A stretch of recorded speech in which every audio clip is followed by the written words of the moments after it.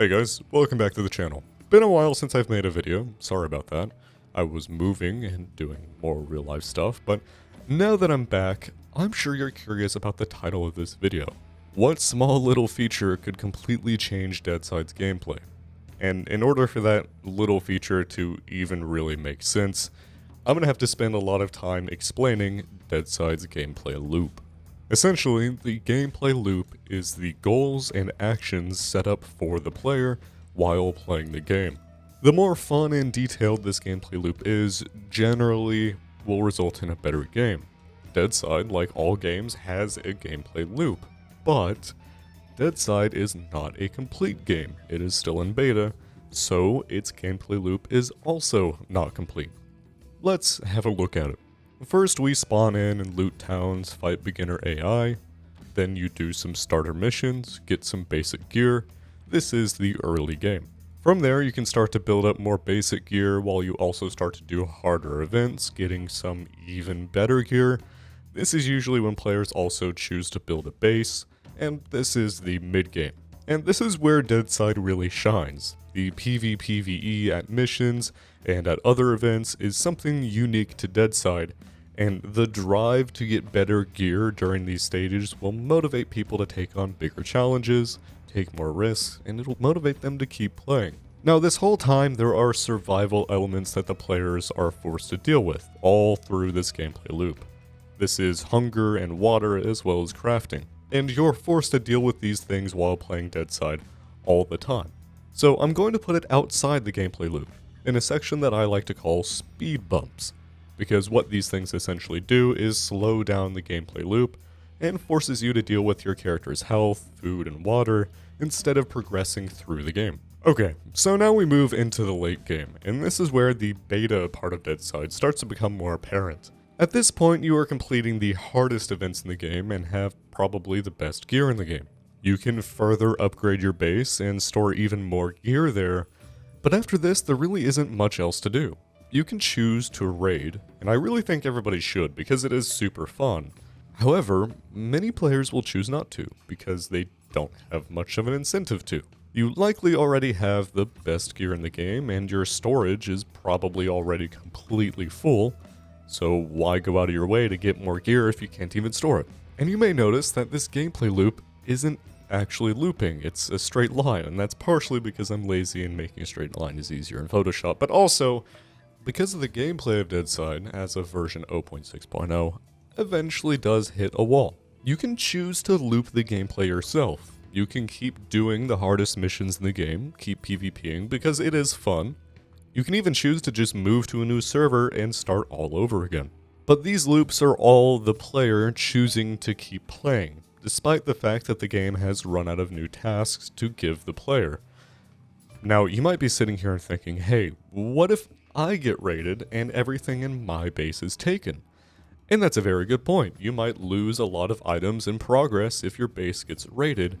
However, everybody has safe zone storage, which can be filled with money and tons of gear. So even after a raid, you are still in the late game. You won't go back to the mid or early game because of those items in your storage. It just doesn't happen. And this is why wipes are so fun in Deadside and why people come back to play them. It resets the gameplay loop all the way back to the beginning. And this is the only time this really happens, at least for everybody. So, in order to make Deadside a better game, we need to extend the gameplay loop somehow. Okay, so why did I spend so long talking about the Deadside gameplay loop? Well, in update 0.7.0, which just got released to the public test server, there is a very interesting option that will be added to the community server admin panel, which allows admins to disable safe zone storage. And that one little change would, if enabled, extend the Deadside gameplay loop by a ton. Remember back to this chart, right here with the rating. In the current version of Deadside that you guys are used to playing, if you get raided, you have all that gear in your safe zone to keep you in the late game, right? In fact, I bet most of you just live out of the safe zone and don't even bother building a base, and I don't blame you. That's what I've been doing for the past 2 years straight. But with this one little admin panel setting, suddenly you can't live out of the safe zone anymore. This means you don't have some leftover gear to keep you in the late game either. So if your base gets raided, you pretty much go back to the mid game, maybe even the early game, depending on how much they take. And this solves our problem of the Deadside gameplay loop running out of tasks for you. Now you have a big incentive to raid because it resets the progress of others, making the gear that you have even more valuable and more useful.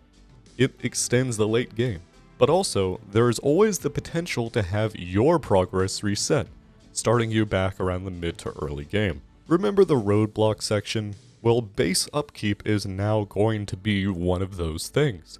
You will always want to improve your base because you have to have one.